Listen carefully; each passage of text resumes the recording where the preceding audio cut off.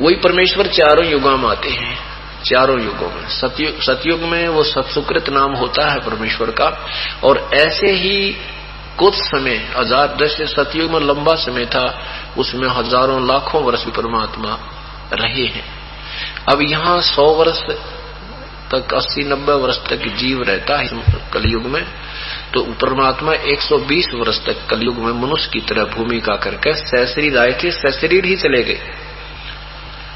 ऐसे सतयुग में सत्सुकृत नाम था परमेश्वर का कबीर देव का। कबीर देव उस पूर्ण परमात्मा को, चाहे परब्रह्म कहो, उसे पूर्ण ब्रह्म कहो, सतपुरुष कहो, अकाल मूर्त कहो, शब्द स्वरूपी राम कहो, चाहे उसे परम अक्षर ब्रह्म कहो, उसका नाम है कबीर। कबीर देव, देव उसके साथ इसलिए लगता है वो प्रभु है।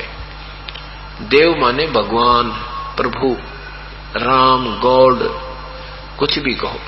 अन्य देव, उससे अलग जो दूसरे देव हैं वो पूजा की योग्य नहीं। उन आन देवता, अन्य देवताओं की पूजा नहीं करनी, एक देव परमात्मा।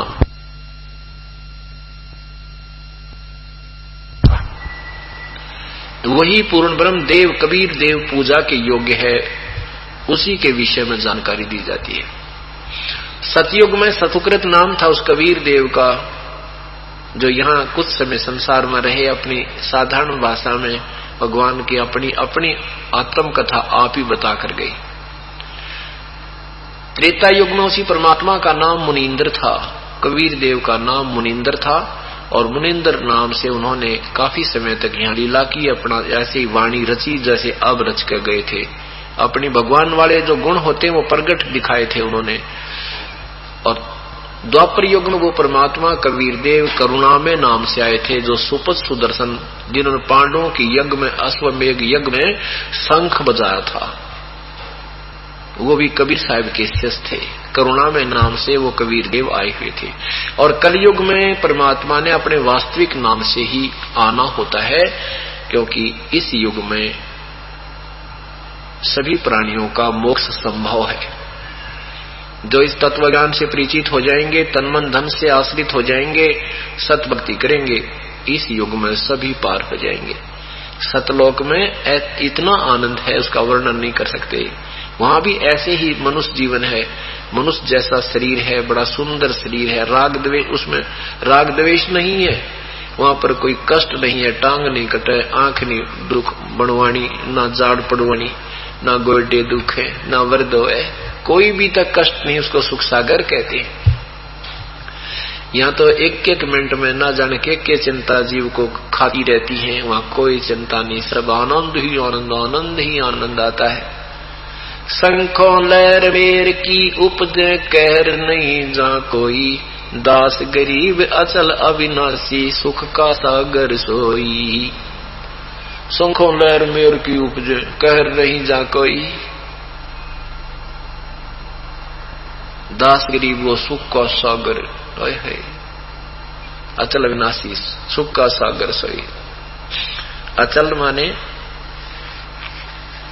अथर्वणम, अथर्वणम माने अचल, बिल्कुल स्थायी, उसको कोई विनाश नहीं कर सकता, वो सदा रहने वाला शाश्वत स्थान सत्यलोक, वो सुख का सागर है। जैसे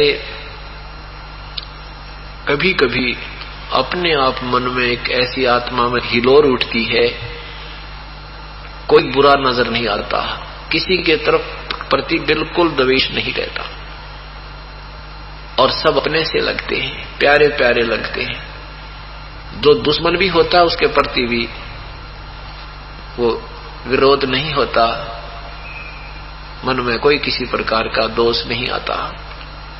वो होती है कुछ समय के लिए, उसके जाते ही फिर वही द्वेष, वही राग, न्यों कर दूंगा, वो काम न्यों ना होया, ये भगवान क्या होगा, ये परमात्मा क्या होगा, ऐसे कहते हैं। ये फिर मच्छर से लड़ने लग जाते हैं। और वहां पर वो जो लहर आई थी ना, हिलोर एक उठी थी, कहते ऐसी शंखों लहर मेर की उपजे, वह मेहर की लहर थी, सब पर दया भाव बन गया था। शंखों लहर मेर की उपजे कहर नहीं जा कोई, दास गरीब अचल अविनाशी सुखा सागर सोई। अब यहाँ भी बहुत राहत हमें मिल रही है परमात्मा के चरणों में आने के बाद। पहले कोई भी हम किसी का दुख सुनते थे, बेटी का या बेटे का या कोई अपने व्यवसाय में हानि का, तो ना जाने कितने दिन परेशान रहा करते। और परमात्मा के चरणों में आने के बाद वो परेशानी थोड़ी सी देर रहती है, फिर छू मंत्र कर दे भगवान, आने नहीं देता, हृदय पर वजन नहीं बनने देता इतना जितना पहले बना रहा करता है बेमतलब का। तो ऐसे यहां भी राहत देगा। ये तो रूंगा है आपको, रूंगा, और वास्तविक सुख आपको वो सौदा अलग है, शतलोक में मिलेगा।